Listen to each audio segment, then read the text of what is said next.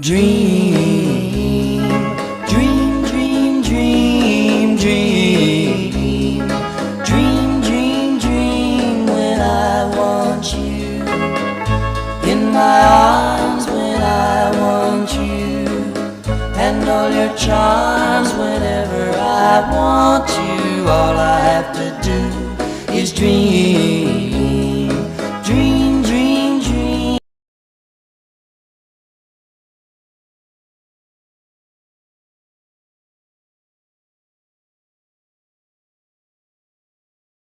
The police ponies, one Earth, and one Unicorn, that Private Eye had requested watch over Rainbow Dash and Twilight stood outside the front door to the library. The two assigned Pegasus Royal Guards positioned themselves on the highest balconies on opposite ends of the tree. No pony would get past their sights. A cry for help broke the silence of the quiet evening. It was coming from inside the library, in the main room downstairs. The police ponies heard the commotion and grabbed the doorknob, but it refused to turn. The Unicorn officer surrounded the door with his magic, trying to throw it open, but no matter how hard he tried, it still wouldn't budge. It almost felt like something was forcefully preventing him from magicking it open. They looked at each other perplexed and called for the help of the guards. The Earth pony jumped to the window when they landed. His mouth fell open when he saw what was happening inside. Rainbow was darting around the room uncontrollably, banging into everything. Even as she crashed into various bookshelves and the roof, she wasn't showing any signs of being in pain. Red drops and lines painted the floor and suddenly splotched onto the window in front of him.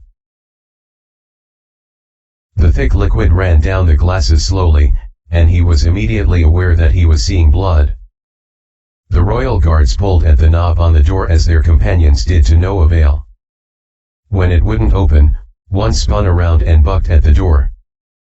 He held back as much as he could so as not to potentially careen any of it into the occupants inside. A moment later there was a loud shriek. The pony at the window gasped and his eyes shrank to pinhead size.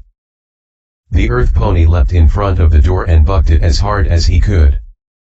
It splintered into pieces and they tore the door apart. Rainbow's destroyed body laid on the floor in front of them. The gruesome scenario left them all frozen in shock and completely speechless. Twilight and Spike were curled up in each other's grasp in front of what was left of the speed demon, shaking in horror at what just happened to the last of their friends. All four of her guards stayed inside with her the rest of the morning. As soon as day broke, the Earth pony excused himself to rush back to the station and inform Private Eye what happened earlier that night.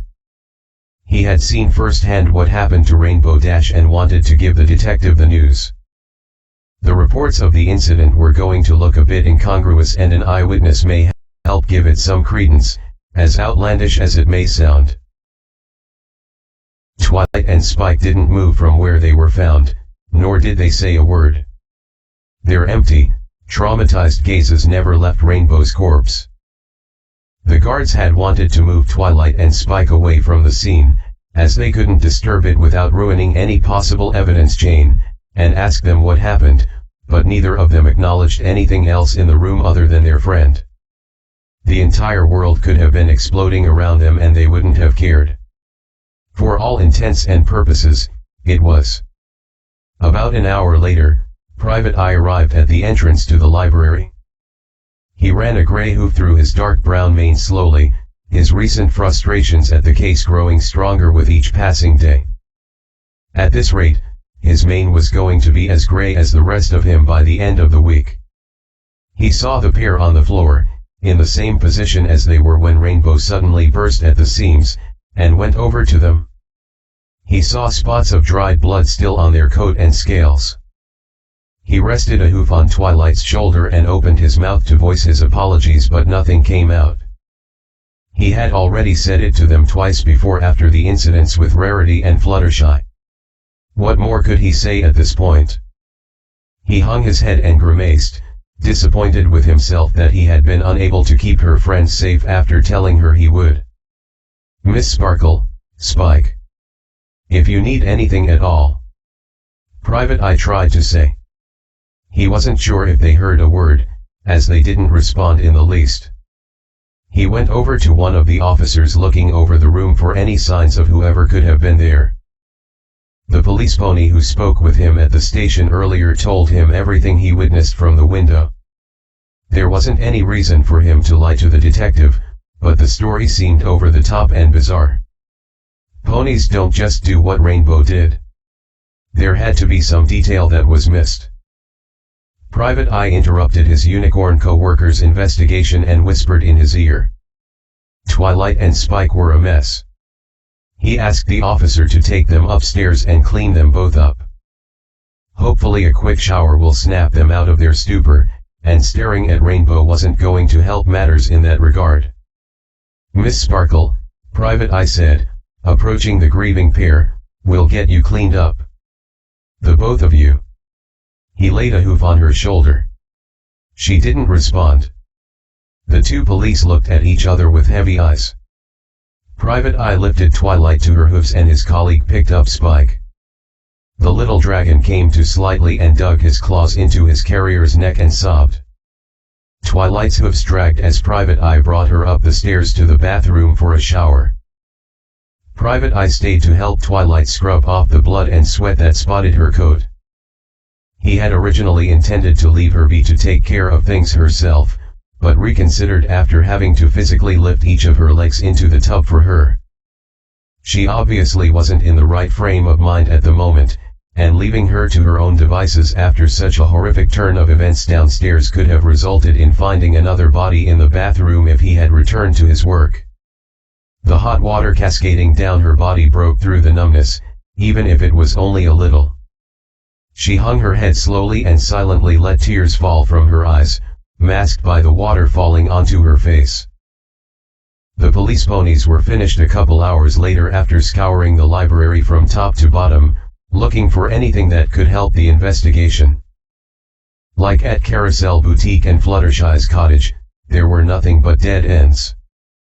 They took Rainbow's body away and cleaned up what they could when they were finished looking for evidence. Private Eye sat Twilight and Spike down near the window where the bed would normally be. They slouched and stared at the floor. "Miss Sparkle, is there anything you can tell me about what happened earlier?" he asked. "Nothing." The detective frowned and caressed her foreleg. "Listen, it's not typical procedure, but I'm going to let you be for now. I need to get back to headquarters and go over what we know. If you need anything, you know where to find me, okay?" "Nothing." He sighed and headed downstairs where his compatriots were waiting. "All right guys, let's head back. There's nothing more we can do here." Twilight's 4 guards were asked to accompany Private Eye back to the station to fill out some reports and then return to their post. Spike and Twilight sat together against the wall for a few minutes after the door closed. The agonizing silence was broken by the devastated sobs of a broken-hearted mare. Spike had gotten something to eat after a while. He was as distraught as Twilight, but he needed to get something in his stomach. Despite everything, he was still a growing dragon. His mentor hadn't moved from her spot, hunger or exhaustion be damned. He returned upstairs with his plate of food and sat beside her. He offered her something to eat, but she just shook her head and thanked him anyway. It was the first thing she had said since Rainbow left them. She put her leg around Spike and cuddled him closely, kissing him on his head. A small smile graced his lips.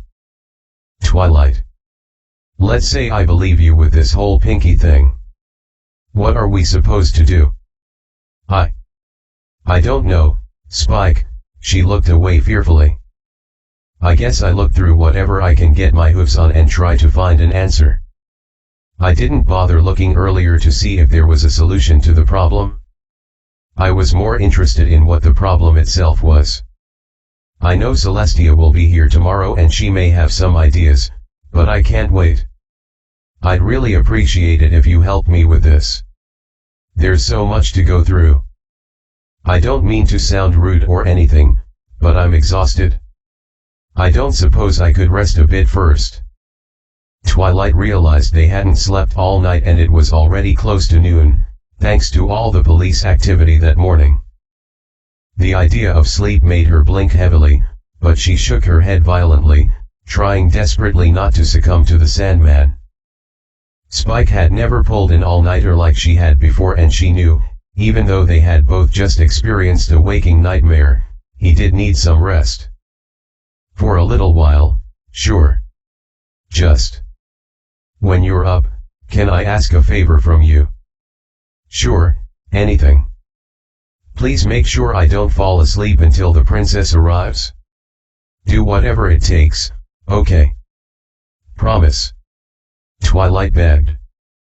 2 straight days without sleep.